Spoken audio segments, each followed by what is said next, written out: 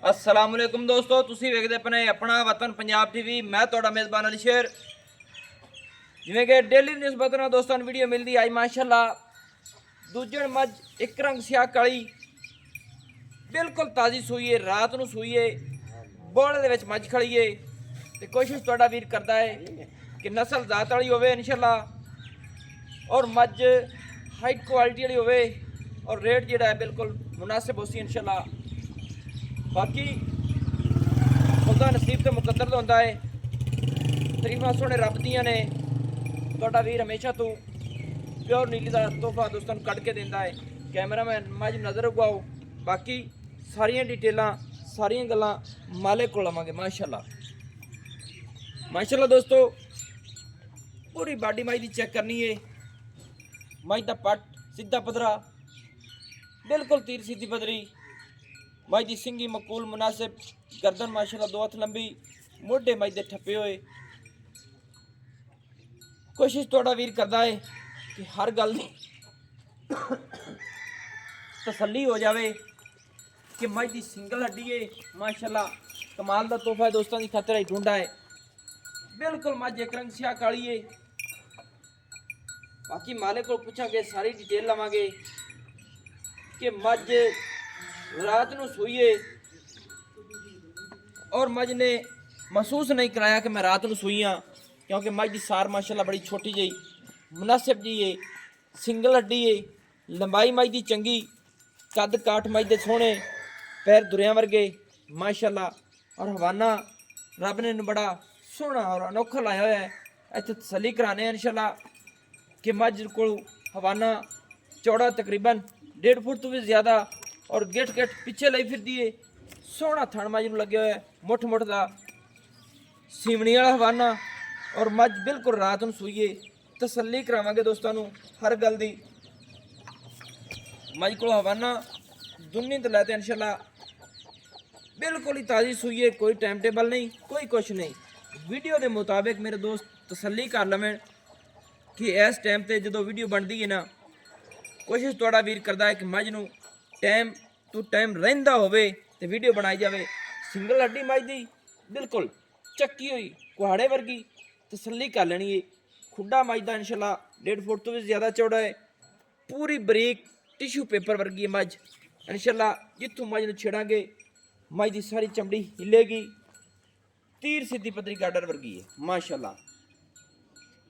थोड़ा कोशिश वीर ये करता रहता है कि मज नीवी उच्ची ना होवे, मज नूं टाइम टेबल ना होवे, क्योंकि इत्थे जिहड़ी मैं मज दसां इंशाअल्लाह अगे जाके 100% निकले फिर स्वाद आंदा है।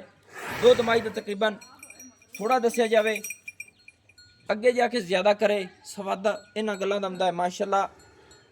तसल्ली कर लैनी है। हवाना मज को अगे उन्ना है, पिछे उन्ना है माशाअल्लाह।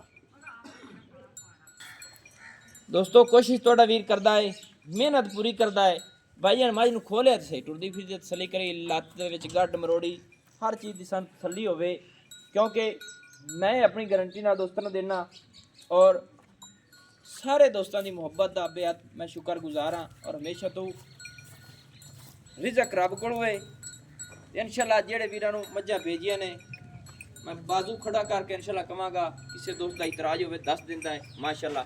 इत्थे तसल्ली करनी है दोस्तों कि मज की लंबाई उचाई हर चीज़ मज की क्वालिटी वाली बिल्कुल एक रंग स्याह काली मुशक रंग की रात नूं मज सोई है। मालिक को पूछने सारियां डिटेलां। अस्सलाम वालेकुम जी। वालेकुम अस्सलाम। की हाल है जी? सब खैर है? अल्लाह दा शुक्र है। पहले नंबर दे दसो कि मज अपनी सुबह कितना सोई है? दूजा कदों सोई है? राती आज रात नूं सोई है। आज रात ते पहला बौला चोलिया ने पहला बौला कढ़ लिया जी। पहला काढ़ लिया ने किन्ना क मज पहला बौला दिता है? पक्का ठक्का पक्का ठक्का ना वो आप घाट ही दसांगे भाईया। सही। 7 शेर दे राउंड बाउंड बौला कढ़िया। 7 लीटर बौला कढ़िया है। 7 लीटर बौला पहला पहला माशाअल्लाह। दूसरा बौला हुण कढ़ना है? दूजा हुण कढ़ना। कोई तेरे नाल राबता रुकता साडा? कोई राबता नहीं, कोई कुछ नहीं, खुदा नूं जानदे नहीं भाई एमरजेंसी आया तेरे कोल। एमरजेंसी टाइमो टाइम मैं ते ਅਸੀਂ ਆਖਿਆ ਵੀ ਵੀਡੀਓ ਦੇ ਚਾ बिल्कुल ਤੇ ਮਿਹਰਬਾਨੀ ਤੇਰੀ। चलो जी जनाब। दोस्तों मेरा असूल है जिंदगी का कि मैं ये गल कदे नहीं की कि कहीं लुका लीए, कोई राबता नहीं, कोई कुछ नहीं।